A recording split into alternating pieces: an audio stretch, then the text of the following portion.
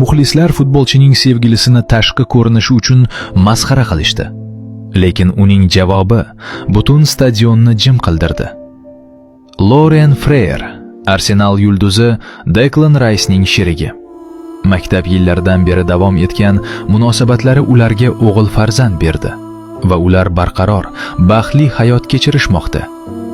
Lekin anonim xabarda millioner futbolchi yulduz semiz qiz bilan sevishayotgani aytilgach, hammasi keskin o'zgardi.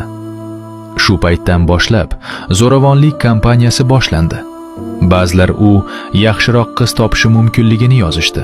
Boshqalar uni o'yinlarda sharmanda qilmaslik va o'zgarishni so'rashdi.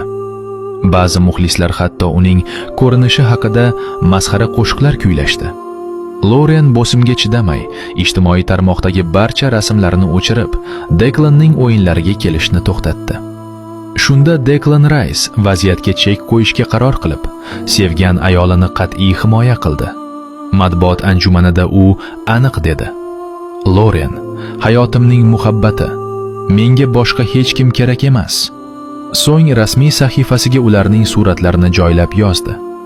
"Men hech kim bo'lmaganimda yonimda edi.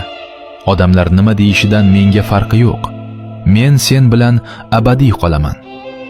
Hamma uni kamsitmoqchi bo'lganda, Declan haqiqiy erkak qilishi kerak bo'lgan ishni qildi.